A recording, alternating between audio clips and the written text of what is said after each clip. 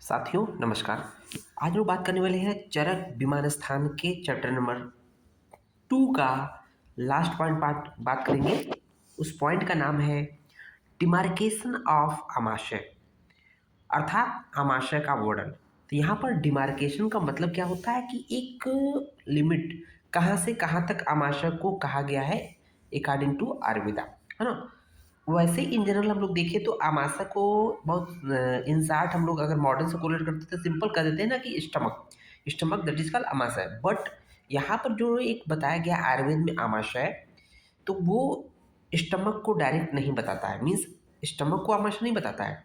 तो यही जानना है हम लोग को कि आमाशय एक्चुअली में डाइजेस्टिव पार्ट का वो कौन कौन से आर्गन या कौन कौन से पार्ट है जिसको हम लोग आमाशय में काउंट करेंगे। ओके, तो ये इंपॉर्टेंट पॉइंट है क्योंकि चरक विमान स्थान जो कि दूसरा चैप्टर त्रिविध कुच्छी अध्याय, चैप्टर का नाम है कुच्छी अर्थात आमाशय, है ना। क्योंकि जहाँ पर खाए हुए आहार का पाचन होता है, त्रिविध कुच्छी अर्थात आमाशय के बारे में हम लोग बात कर लेते हैं।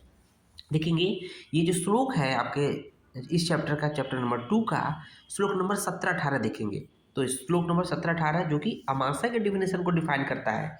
जब कभी भी आप क्रियाशाली रचनाशाली में लिखते हैं आमाशय के बारे में, तो आपको जानना जरूरी है कि ये आमाशय मतलब कहीं ना कहीं ये यहाँ से डिफिनेशन दिया गया है। तो यहाँ बोला गया है नाभि स्तन अंतरम, नाभि स्तन अंतरम जंतुर आमाशय इति स्मृत। अर्थात कि जो आमाशय होता है वो नाभि और स्तन के मध्य होता है ना। तो क्या है, मनुष्य के शरीर में नाभि और स्तन के बीच में आमाशय होता है।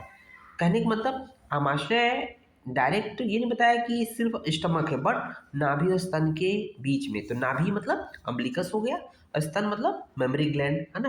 तो उसके दोनों के बीच का जितना भी डाइजेस्टिव पार्ट है उसको टोटल आमाशय कह रहा है, चाहे वो कुछ भी हो, है ना। तो यहाँ देखेंगे अश्रित खादित असित खादित पीतम लीढ़म च अत्र विपचते। अर्थात यहीं पर मतलब इस रीजन में, इस एरिया में असित खादित पीत लीढ़ इन 4 प्रकार के आहारों का पाक होता है, पाचन होता है। ओके, उसके बाद देखेंगे आमाशयगतः पाकम आहार प्राप्त केवलम पक्व सर्वाशयम पश्चात धमनी भी प्रपचते।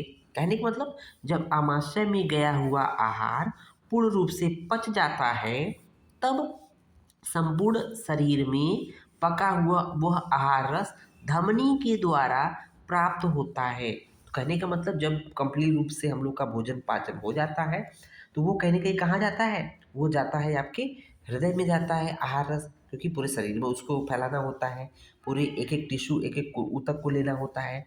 तो वह धमनी जो टर्म आया उसके किसके लिए आया, पोर्टल वेन के लिए आया है बच्चों, ध्यान दीजिएगा।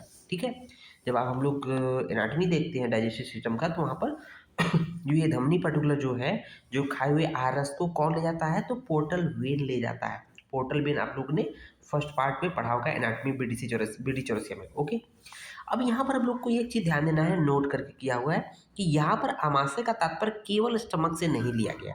ठीक है ना, हम लोग जो कहते हैं ना आमाशय मतलब स्टमक, तो केवल तात्पर्य इसका स्टमक से नहीं लिया गया, बल्कि नाभि और स्तन के मध्य जो भी पार्ट आएंगे, अर्थात स्टमक से लेकर सीकम के फर्स्ट पार्ट तक लिया गया है।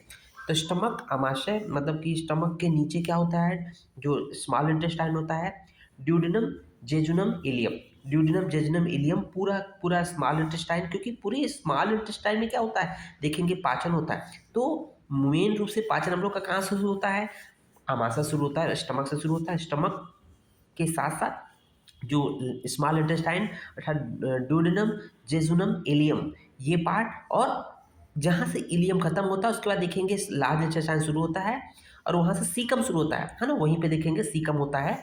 तो उसमें सीकम होता है, तो वहाँ का मतलब एक तरह से स्टमक से लेकर सीकम के फर्स्ट पार्ट तक लिया गया है। तो मोटा मोटा हम लोग को समझ में आ गया कि स्टमक का आमाशय का मतलब स्टमक के काउंट करेंगे, उसमें फिर आपका स्मॉल इंटेस्टाइन का ड्यूडेनम जेजुनम इलियम, और उसके बाद लार्ज इंटेस्टाइन का जो सीकम पार्ट होता है, तो उस वहाँ तक आमाशय लिया गया है।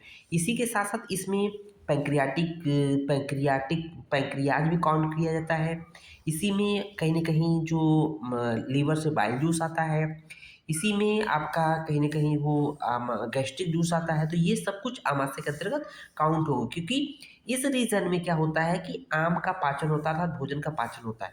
उम्मीद है ये कॉन्सेप्ट आपको समझ में आया होगा। धन्यवाद। जय हिंद, जय माता।